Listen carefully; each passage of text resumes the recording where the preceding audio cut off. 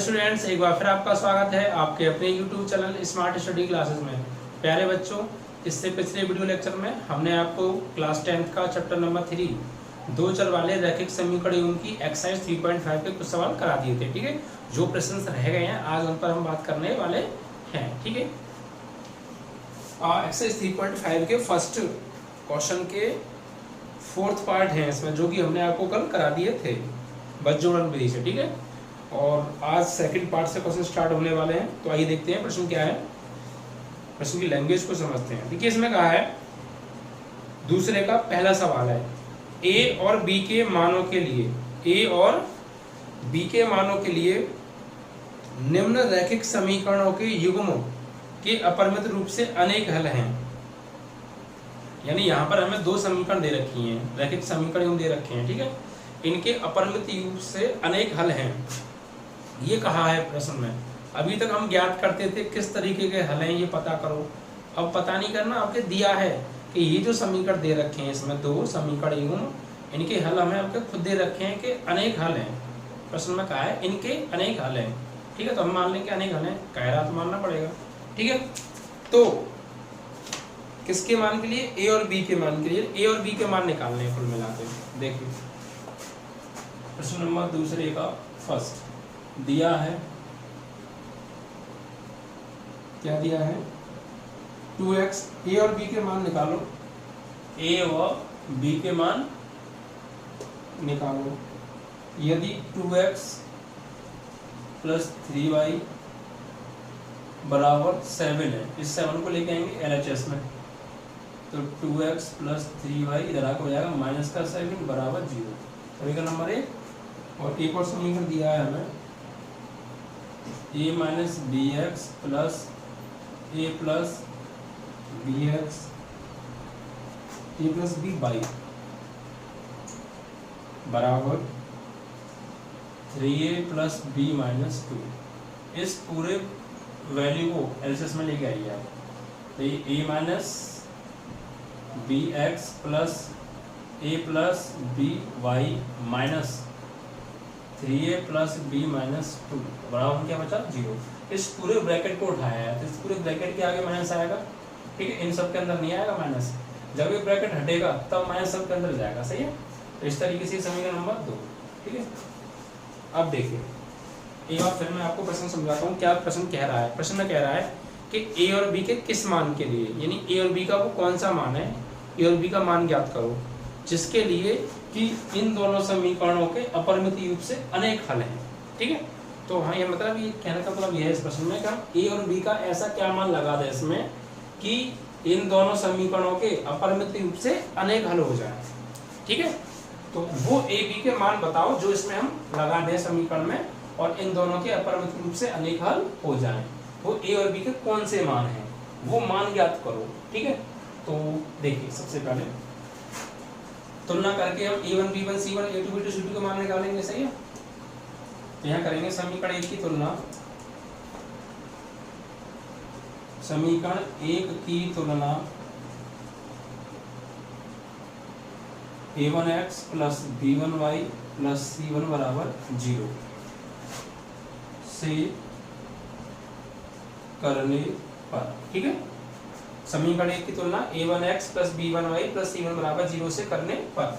अब देखिए, समीकरण 1 की तुलना हम करेंगे, तो यहाँ पर देखिए, यहाँ x का गुणांक क्या है? 2, और यहाँ x का गुणांक क्या है? a1। तो a1 की वैल्यू क्या आ जाएगी आपकी? 2। यहाँ पर y का गुणांक क्या है? b1। यहाँ पर क्या है? 3। तो b1 की वैल्यू क्या आ जाएगी? 3। यहाँ अचर पद क्या है? c1, और यहाँ अचर पद क्या है? माइनस के 7। ठीक है, तो a1 b1 c1 के मान आ गए। अब इसी प्रकार समीकरण 2 की तुलना करेंगे, समीकरण 2 की तुलना a2x plus b2y plus c2 बराबर 0 से करने पर। ठीक है, तो समीकरण 2 की जब तुलना करेंगे, देखिए यहाँ पर x का गुणांक a2 है, और यहाँ पर ब्रैकेट में a माइनस बी, यानी a2 की वैल्यू आ गई a माइनस बी। इसी प्रकार यहाँ पे b2 की वैल्यू आ जाएगी आपकी a प्लस बी, और यहाँ से c2 की आपकी वैल्यू आ जाएगी माइनस के ब्रैकेट में 3a प्लस बी माइनस 2। इस तरीके से a2 b2 c2 के मान आ गए। अब हमसे कहा है कि इन दोनों समीकरणों के अपरिमित रूप से अनेक हल हैं। तो अगर इन दोनों समीकरणों के अपरिमित रूप से अनेक हल हैं तो a1/a2 बराबर b1/b2 बराबर c1/c2 होना चाहिए। मतलब ये तीनों आपस में कैसे आने चाहिए, बराबर आने चाहिए। ठीक है, बराबर होने चाहिए। क्या लिखेंगे, हाँ, अपरिमित रूप से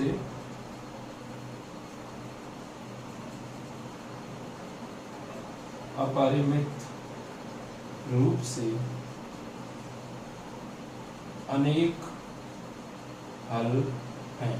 अपरिमित रूप से अनेक हल हैं तो क्या हो जाएगा, a1/a2 बराबर b1/b2 बराबर c1/c2 होगा। अब a1 की वैल्यू लगाइए 2/a2 की वैल्यू a माइनस b बराबर b1 की वैल्यू लगाइए 3, b2 की वैल्यू क्या है a प्लस b बराबर c1 की वैल्यू क्या है माइनस के 7 अपॉन माइनस c2 की वैल्यू क्या है 3a प्लस b माइनस 2। ठीक है, ये चीजें बराबर मानी जाएंगी क्योंकि कहा है कि ये अपरिमित रूप से अनेक हल है। कहा है तो मतलब ये बराबर होंगे। अगर दिखने में बराबर नहीं है फिर भी क्या होंगे, ये बराबर होंगे। क्यों, क्योंकि प्रश्न में कहा है कि अपरिमित रूप से अनेक हल है। तो अनेक हल है तो फिर तो पक्का बराबर होंगे, बेशक देखने में बराबर है या नहीं है, लेकिन ये बराबर माने जाएंगे। अब देखिए यहाँ से क्या करेंगे, हमें एक बार तो लेंगे इसको और इसको, ठीक है, या फिर आप किसी को भी ले सकते हैं, इन दोनों को ले लो या इन दोनों को ले लो या इन दोनों, किन्हीं भी दो को ले लीजिए। ठीक है, तो मान लीजिए जब हमने लिया a/2 a माइनस b बराबर किसके है, ये 3/a प्लस b, इन दोनों को ले लिया बराबर। अब देखिए यहाँ से सॉल्व करते हैं, इसका क्रॉस इसमें करेंगे तो 2 का a में होगा 2a, 2 का b में होगा 2b बराबर 3 का a में होगा 3a, 3 का माइनस b में होगा माइनस 3b। ठीक है, अब देखिए इन 2a और 2b को आप RHS में लेकर जाइए, तो जब ये घर जाएंगे तो इधर क्या बचेगा, 0 बचेगा, यानी 0 बराबर ये 3a है, जब ये 2 इधर आएगा तो माइनस का 2a हो जाएगा, और यहाँ माइनस का 3b पहले से मौजूद है, और ये प्लस 2b RHS में आएगा तो ये माइनस का 2b हो जाएगा। तो इधर क्या बचा, 3a में से 2a गया तो a के बचा, माइनस 3b और माइनस 2b देना हो गया माइनस के 5b, और इधर क्या है आपका ये 0। ठीक है, इसे आप बना लीजिए समीकरण नंबर 3। ठीक है, अब एक बार क्या कीजिए, आप या तो इन दोनों को ले लो या इन दोनों को ले लो, किसी को भी ले लीजिए। चलो तो इसको और इसको ले लेते हैं एक बार। जब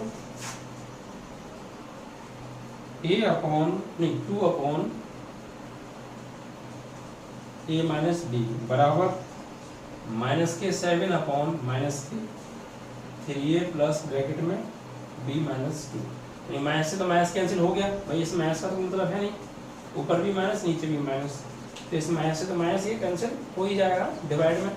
अब देखिए क्या करना है, यहाँ क्रॉस मल्टीप्लाई कीजिए आप, इसका इसमें कीजिए, तो 2 का करेंगे 3a में तो 2 3 जा 6a, फिर प्लस 2 का करेंगे b में तो 2b, और 2 का करेंगे माइनस 2 में तो माइनस के 4 बराबर 7 का a में करेंगे तो 7a, 7 का b में करेंगे तो 7b। ओके, अब देखिए क्या कीजिए, इस पूरी वैल्यू को आप RHS में लेकर जाइए, तो इधर कुछ नहीं बचेगा, 0 बचेगा, तो उधर देखिए 7a है, 6a जाएगा तो माइनस का 6a हो जाएगा, उधर माइनस का 7b है, ये 2b इधर जाएगा तो माइनस का 2b हो जाएगा, और ये माइनस का 4 इधर जाकर हो जाएगा प्लस का 4, इधर 0 बचा। अब 7a में से 6a गया तो 1a बचा। ठीक है, 7b और 2b दोनों माइनस माइनस के हैं, 9b हो गए और प्लस 4, उधर क्या बचा आपका 0। इसे बना दिया आपने समीकरण नंबर 4। ठीक है, यानी सबसे पहले एक और दो समीकरण दी थी, इन दोनों की कंपेयर करी, अपरिमित रूप से अनेक हल थे, इस कंडीशन में मान लगाया, और यहाँ से एक बार इन दोनों को लिया, एक बार इन दोनों को लिया, इनको सॉल्व करके नई दो समीकरण और बनाई। अब इन समीकरणों को सॉल्व करके ए बी के मान हमको निकालने हैं। क्या निकालने हैं, ए बी के मान। भाई ये सब क्यों कर रहे हैं हम, ए और बी के मान फाइंड करने के लिए तो कर रहे हैं ना।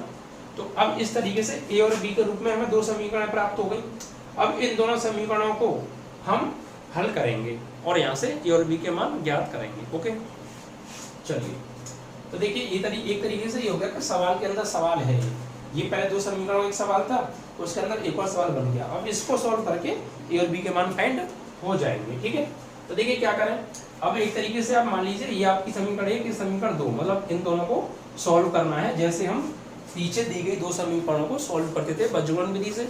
ऐसी मान लीजिए हमें ये दो समीकरण हैं, इनको बज्रगुणन विधि से सॉल्व हमको करना है, ठीक है। तो देखिए ये एक तरीके से a1x b1y प्लस c1 बराबर 0 जैसा रूप का समीकरण है, बस x ना होकर उनकी जगह a और b आ गए, x और y की जगह क्या आ गया यहाँ पे a और b। देखो यहाँ तो अचर पद 4 है, यहाँ अचर पद है नहीं, क्योंकि a माइनस 5b a वाला है, 5b वाला b वाला है, लेकिन अचर पद नहीं है।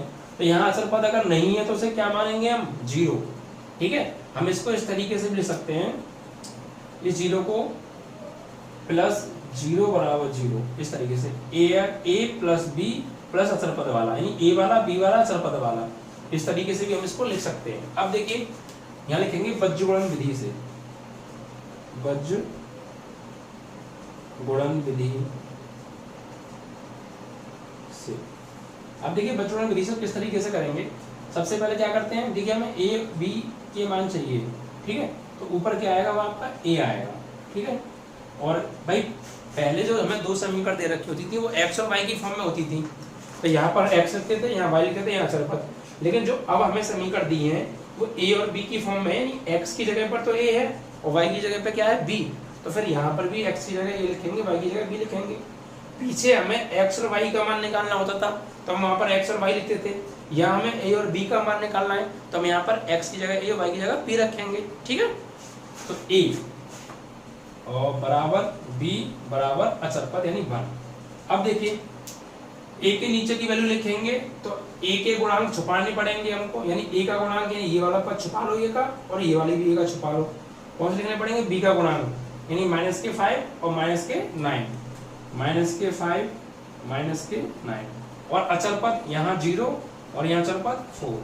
अब आए b के नीचे, तो b के गुणांक छुपा लो, यानी b वाला पद छुपा लो, इसमें से b वाला छुपा लो, सही है। और यहाँ पर ये b वाला छुपा लो, तो फिर b वाला छुपा लेंगे तो क्या आएगा, फिर c1 c2 आएगा, यानी 0 और यहाँ पर 4, तो 0 4, और फिर घूम के a के गुणांक आएंगे। भाई b वाला छुपा लिया तो पहले ये c1 c2 लिख दिए मैंने, फिर अब घूम के a1 a2 के गुणांक, तो a1 का a का गुणांक क्या है यहाँ पे 1, और यहाँ पर a का गुणांक क्या है, यहाँ भी 1 है, ठीक है। अब अचर पद पे आए तो अचर पद वाले छुपा लीजिए आप। अचर पद क्या है, इसमें 0 छुपा लिया हमने, और अगर हमने 4 छुपा लिया तो फिर क्या लिखा जाएगा, a का गुणांक a1 का गुणांक a2 का गुणांक b1 का गुणांक b2 का गुणांक। यहाँ पे गुणांक क्या है 1 1, a का गुणांक क्या आएगा 1 1, और b का गुणांक क्या आएगा -5 और -9, यानी कुछ नहीं वही कंसेप्ट है, बस x की जगह a y की जगह b हो गया है। वहाँ x और y के गुणांक अगर x के नीचे लिखते थे तो x वाले पद को छुपा के y के और अचर पद के लिखते थे, फिर y के लिखते थे तो y के छुपा के जो है हम अचर पद और a की x के गुणांक लिखते थे, ऐसे हमने यहाँ किया है, ठीक है। अब हम क्या करते हैं, क्रॉस मल्टीप्लाई, इसका इसमें, इसका इसमें, इसका इसमें, इसका इसमें, इसका इसमें, इसका इसमें। तो देखिए ये a/5 का होगा 4 में, माइनस का 5 का 4 में, तो 20, एक माइनस हम लगाते हैं और 9 का 0 करेंगे तो 0। अब देखिए यहाँ पर आए हम b/, इसका इसमें करेंगे 0, इसका इसमें करेंगे तो माइनस के 4 एकम 4 बराबर 1/, यहाँ पर 1 का 9 में करेंगे -9, और -1 का -5 में करेंगे तो माइनस का 5 और -+5। तो इस तरीके से अब देखिए हमें a और b के मान चाहिए, तो या तो एक बार तो इसको और इसको लेते हैं अचर पद को, वहाँ x और y के मान निकालने होते, तो एक बार x वाले को एक बार अचर पद को लेते थे, फिर एक बार y वाले को एक बार अचर पद को लेते थे बराबर में। अब यहाँ a और b के मान निकालने तो एक बार a वाले को एक बार अचर पद को बराबर लेंगे, फिर एक बार b वाले को एक बार अचर पद को बराबर लेंगे, इस तरीके से करेंगे, सही है। देखिए यहाँ पे मैं कर देता हूँ, जगह शॉर्टेज है थोड़ा सा। जब हमने a/, क्या हो गया -20 बराबर 1/5 से 4, 5 से 9 गया, कितना बचा ये आपका 5 से गया 9, तो ये आपका बचेगा -4, ठीक है, -4, माइनस से माइनस कैंसिल, 4 5 जा 20, 5 बार, तो a की वैल्यू क्या आ जाएगी यहाँ से 5, ठीक है। अब जब हम लेंगे एक बार इसको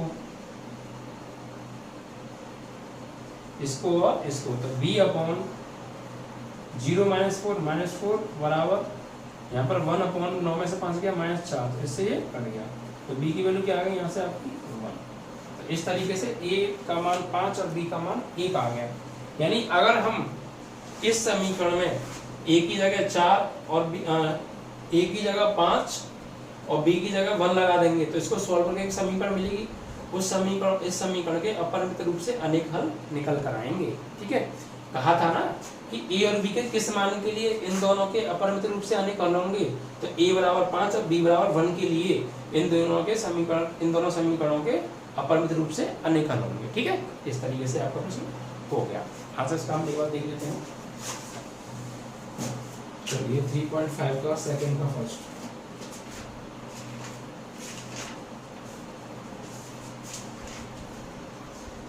सेकंड का first a is equal to 5 b is equal to 1। ठीक है, एक बार फिर समझ लेते हैं। देखिए सबसे पहले क्या था, हमें ये समीकरण दिया था, हमने इसको इधर बुला के एलएचएस में समीकरण बना लिया। तो ये समीकरण दिया था, इस पार्ट को हमने एलएचएस में बुला के समीकरण 2 बना लिया। कंपेयर किया a1 b1 c1, दूसरे की कंपेयर की तो a2 b2 c2 के मान आ गए। अब हमसे ये कहा है कि इन दोनों के अपरिमित रूप से अनेक हल हैं a और b के किस मान के लिए। तो इन दोनों के अपरिमित रूप से अनेक हल हैं तो क्या होना चाहिए, जब अपरिमित रूप से अनेक हल होते हैं तो a1/a2 बराबर b1/b2 बराबर c1/c2 होता है। हमने इनके मान लगा के ये बराबर कर दिए। एक बार हमने इन दोनों को ले लिया, तो इन दोनों को सॉल्व करके a और b के रूप में एक समीकरण मिल गई। फिर हमने एक बार इसको और इसको ले लिया, आप इसको और इसको भी ले सकते हैं।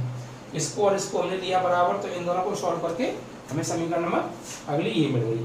अब इन दोनों को हमने बज्जोड़न विधि से सॉल्व कर दिया, जैसे हम ax + by + c या और एक और ऐसी समीकरण दोनों को बज्जोड़न विधि से सॉल्व करते हैं, उसी तरीके से हमने इन दोनों को सॉल्व कर दिया। सही है, तो सबसे पहले यहाँ पर x की जगह a आ रहा है, y की जगह b आ रहा है, तो यहाँ भी हमने a लिख दिया, b लिख दिया। जब a लिखा तो a के नीचे a वाली वैल्यू छुपा ली, b1 b2 c1 c2 के मान लगा दिए। फिर b के नीचे आए तो b वाली वैल्यू छुपा ली, c1 c2 और a1 a2 के मान लिख दिए। फिर अचर पद पे आए तो अचर पद वाले छुपा लिए, a1 b1 a2 b2 के मान लिख दिए। ठीक है, फिर क्रॉस मल्टीप्लाई करके a वाले इन दोनों को बराबर ले लिया, a वाले इन दोनों को बराबर ले लिया, वहां से हमें a और b के मान प्राप्त हो गए। यानी a बराबर 5 और b बराबर 1 के लिए इन दोनों समीकरणों के अपरिमित रूप से अनेक हल होंगे। ठीक है, यही हमसे पूछा था, यानी a और b का मान ज्ञात कराया।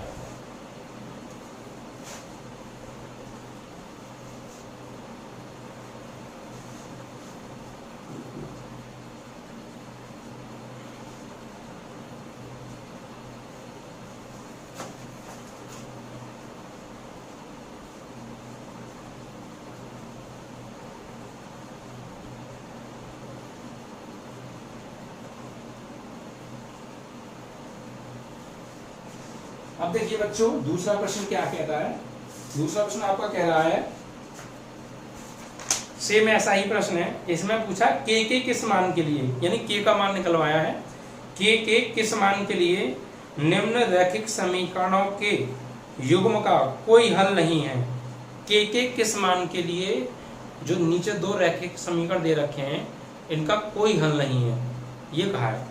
अभी इससे पिछले प्रश्न में बस इतना अंतर था, वहाँ a b के मान निकलवाए थे, यहाँ k का मान निकलवाया है। वहाँ ये कहा था कि इन दोनों समीकरणों के अपरिमित रूप से अनेक हल हैं, यहाँ ये कहा है कि इनका कोई हल नहीं है, बस इतना डिफरेंस है। ठीक है, तो उसके हिसाब से सवाल ये छोटा हो जाएगा। अब देखिए ये दूसरे का दूसरा पार्ट है, k के किस मान के लिए, k का मान निकलवाया है और हमें दिया है 3x + y = 1। इस 1 को एलएचएस में लेकर आएंगे तो 3x + y - 1 = 0। समीकरण नंबर 1। फिर समीकरण 2 दिया है 2k - 1 x +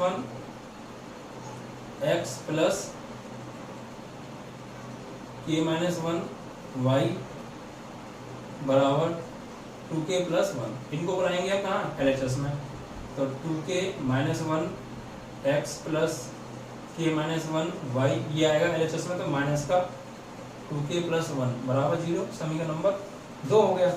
ठीक है, ये दो समीकरण हैं। अब इसमें कहा है कि इनके कोई हल नहीं है, k के किस मान के लिए इन दोनों का कोई हल नहीं है। मान लेते हैं, सबसे पहले कंपेयर करते हैं, a1 b1 c1 a2 b2 c2 का मान निकालते हैं और कोई हल नहीं है कि कंडीशन हम यहाँ पर लगा देंगे और वहां से k का मान प्राप्त हो जाएगा। ठीक है, चलिए तो सबसे पहले समीकरण 1 की तुलना, समीकरण 1 की तुलना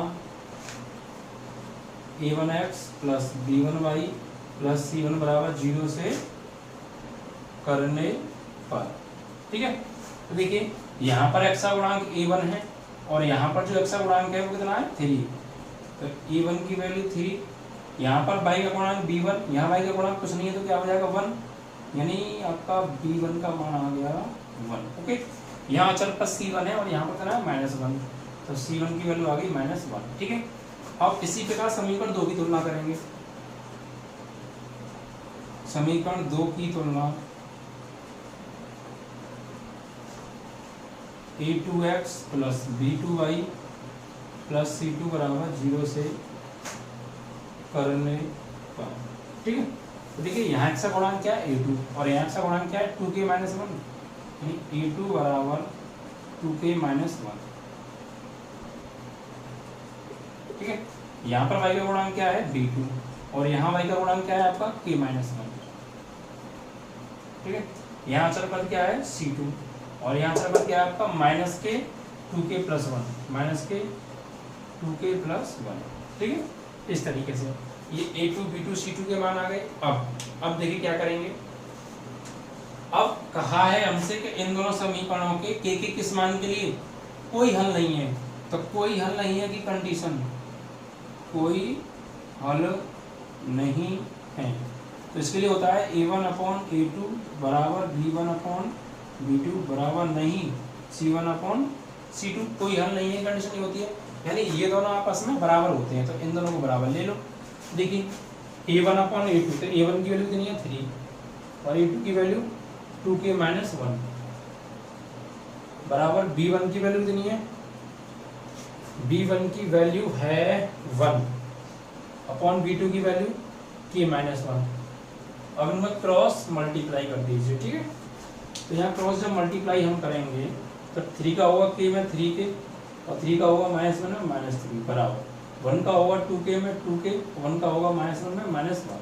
अब इसको आप एच में बुला लीजिए, तो 3k ये आएगा तो -2k और इसको आप भेज दीजिए -3 को IHS में, तो -1 तो है, ये तो जाकर हो जाएगा +3, तो इस 3k में से 2k गया तो कितना बचा 1k बचा और बराबर 3 में से गया -1 यानी 1 घट गया तो क्या बचा आपका 2, तो k बराबर क्या आ गया 2। अतः k बराबर 2 के लिए इन दोनों समीकरणों के कोई हल नहीं होंगे, यानी अगर k का मान इसमें हम 2 लगा देंगे और सॉल्व करके जो समीकरण मिलेगी उस समीकरण के और इस समीकरण के कोई हल नहीं होंगे। ठीक है, ये चीज है, यानी k का मान पूछा था क्या आ गया आपका 2 आ गया। ठीक है, एक बार अच्छा कर लेते हैं।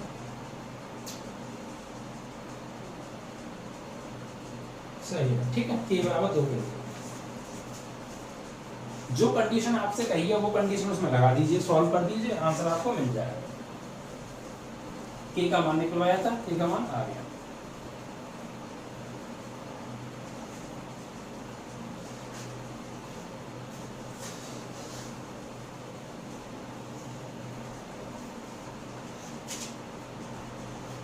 अब देखिए आपका क्वेश्चन नंबर है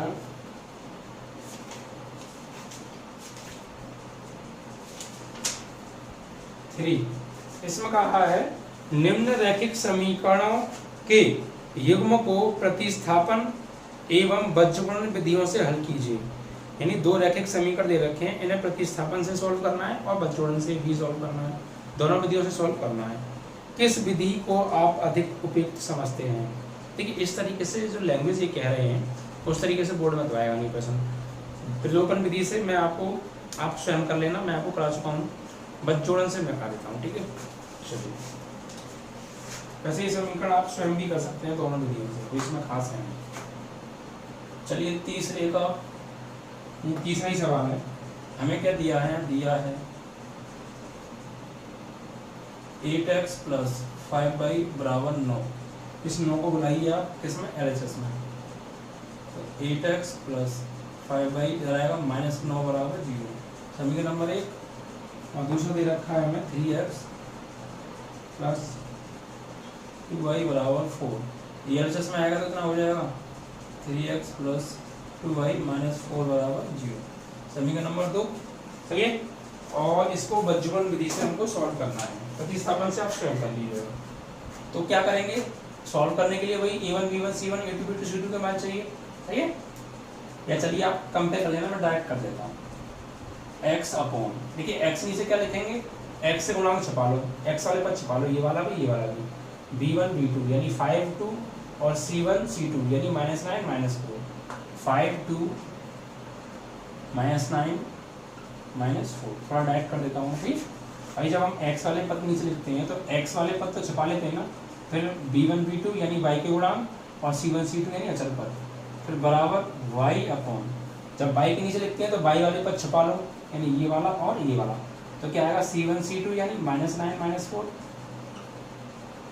और a1 a2 यानी 8 और 3, फिर आते हैं अचल पद यानी 1।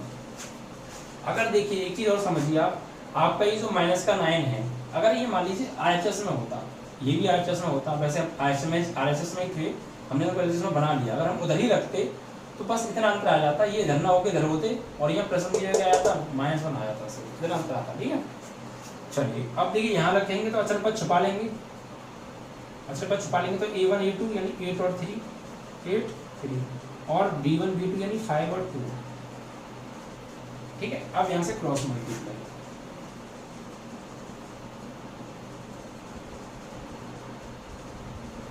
अब देखिए यहाँ पर x अपॉन 5 का करेंगे -4 में, तो 5 4 जा 20 माइनस हम लगाते हैं अपनी तरफ से, फिर 2 का -9 में -18 और एक माइनस ये रहा तो +18, ये दोनों में 18 बराबर, यहाँ पर y अपॉन 9 का 3 में करेंगे -9 का 3 में, तो 27 -4 का 8 में करेंगे 32 माइनस का लेकिन माइनस एक ये रहा +32, सही है, बराबर 1 अपॉन 8 2 जा 16 -3 5 जा 50। इस तरीके से ये हो गया। ठीक है, आपका b1 b2 आ गया 5 2 और -4, c1 c2 -9 -4 और 8 3। ठीक है, फिर उसके बाद आया आपका अच्छा तो सॉरी 8 3 और 5 2, सही है, 5 और -20 9 18, सही है, और ये 27 हो गया और ये माइनस प्लस हो गया 532 हो गया, 5 हो गया 3 बजे 15।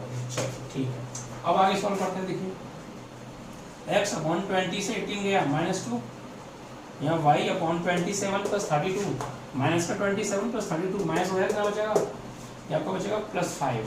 ठीक है, और यहाँ 1 अपॉन 1, तो x और y की मान चाहिए, एक बार तो इसको ले लीजिए, एक बार इन दोनों को ले लीजिए, सही है। चलिए, तो जब हमने लिया x अपॉन -2 बराबर 1, तो x और क्या आ गया -2, और यहाँ पे y अपॉन 5 बराबर 1 अपॉन 1, तो y की वैल्यू क्या आ गई 5। ठीक है, तो इन दोनों को सॉल्व कराया था बचपन विधि से और x y की मान हमसे ज्ञात कराए थे, वो हमारे आ गए, x और -2 y बराबर 5, x और -2 y बराबर 5। ठीक है, इस तरीके से आपका प्रश्न समाप्त हो गया।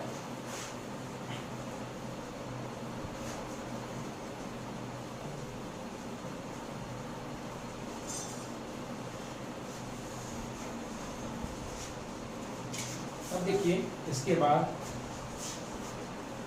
क्वेश्चन नंबर है आपका 4। क्वेश्चन नंबर 4 के अंदर देखिए 4-5 सवाल हैं, तो देखिए सवाल पढ़ते हैं।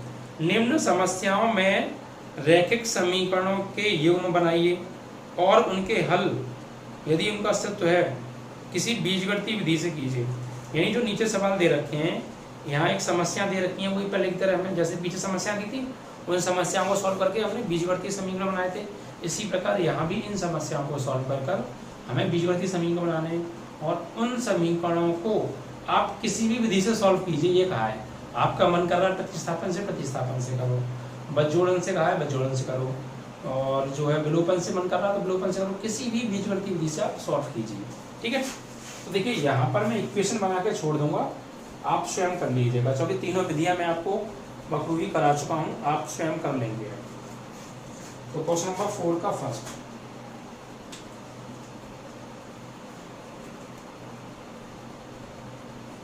ठीक है, क्वेश्चन को ध्यान से समझिएगा क्योंकि लैंग्वेज वाला क्वेश्चन है।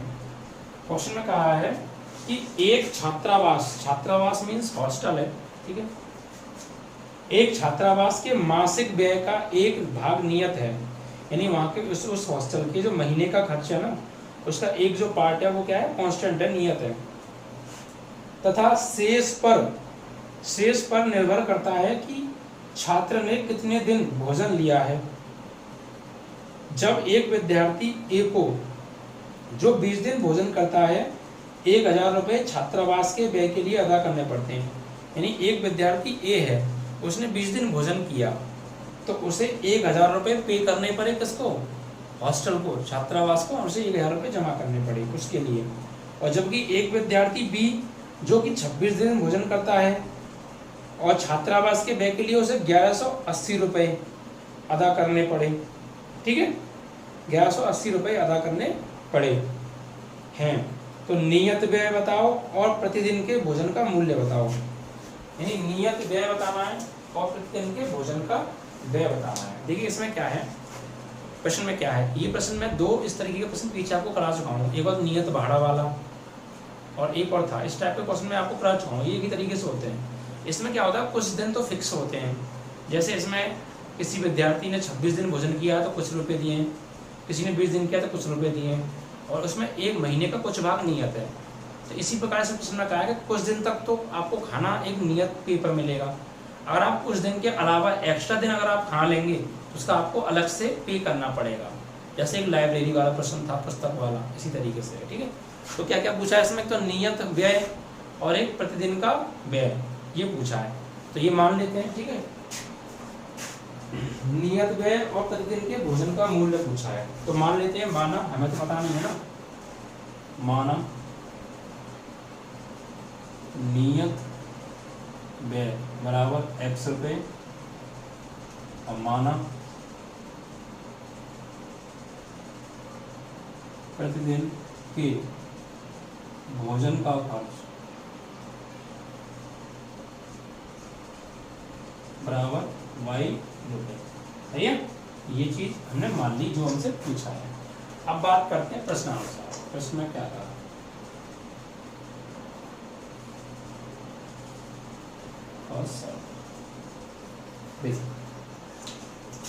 प्रश्न में हमसे कहा है कि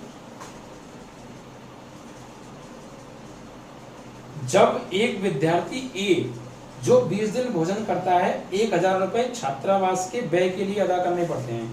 यानी एक विद्यार्थी 20 दिन भोजन करता है और उसे 1000 रुपये पे करने पड़ते हैं। तो देखिए फिक्स किराया तो उसे देना ही देना होगा, जो फिक्स चार्ज है वो तो देना पड़ेगा x, प्लस उसने 20 दिन भोजन किया तो 20 दिन भोजन किया y रुपए प्रतिदिन के हिसाब से कितने रुपए बन गए, 20y, और कितने रुपए पे किए उसने हॉस्टल को, 1000 रुपए। समीकरण नंबर 1। ठीक है भाई, जो नियत भाड़ा है वो तो उसे देना ही है, प्लस उसने 20 दिन भोजन किया तो 20 दिन का भोजन y रुपए प्रतिदिन के हिसाब से कितने का हो गया, 20y, और बराबर कितने रुपए पे किए टोटल मिला के 1000 रुपए। समीकरण नंबर 1। अब सेकंड शर्त को पढ़ते हैं इसी प्रकार। सेकंड शर्त में क्या कहा है, सेकंड शर्त में कहा है ये विद्यार्थी ए के लिए था, मैं लिख देता हूं, फॉर स्टूडेंट ए, विद्यार्थी ए के लिए। ठीक है, अब विद्यार्थी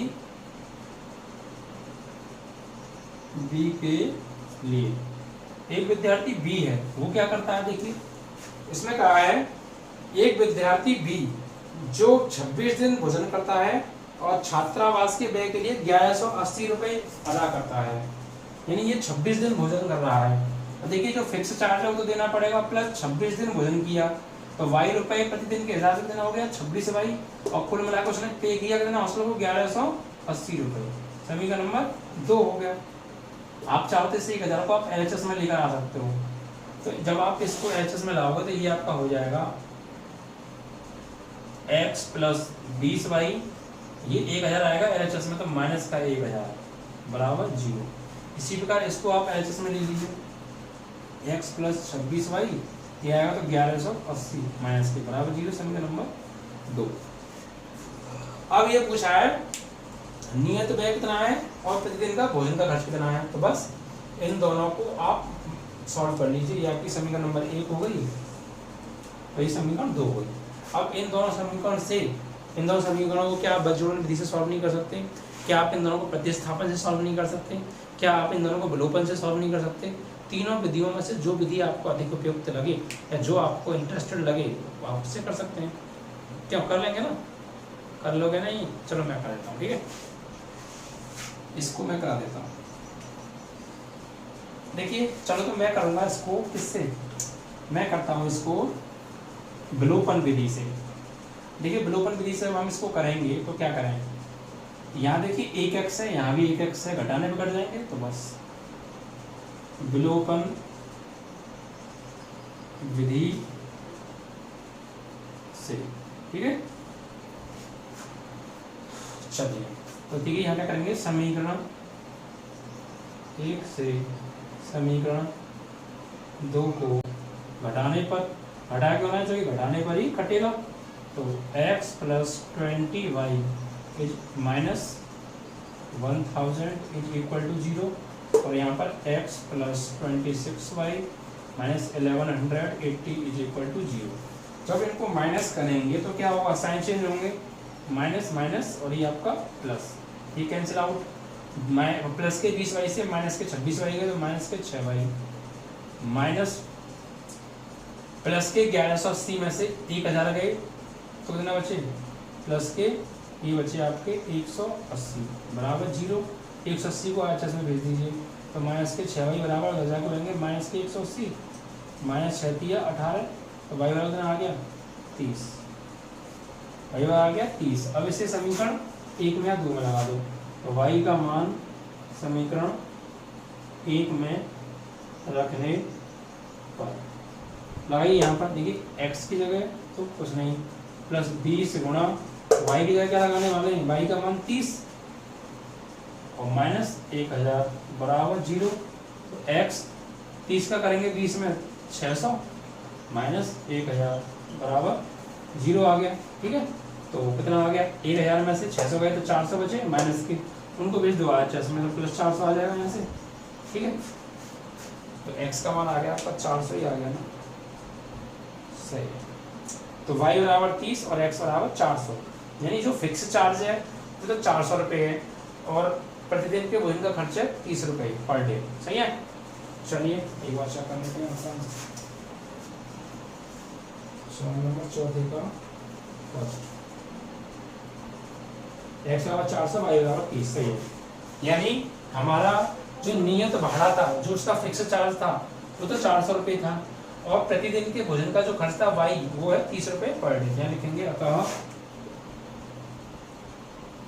नियत भाड़ा, नियत व्यय x बराबर 400 रुपये, और प्रतिदिन भोजन का खर्च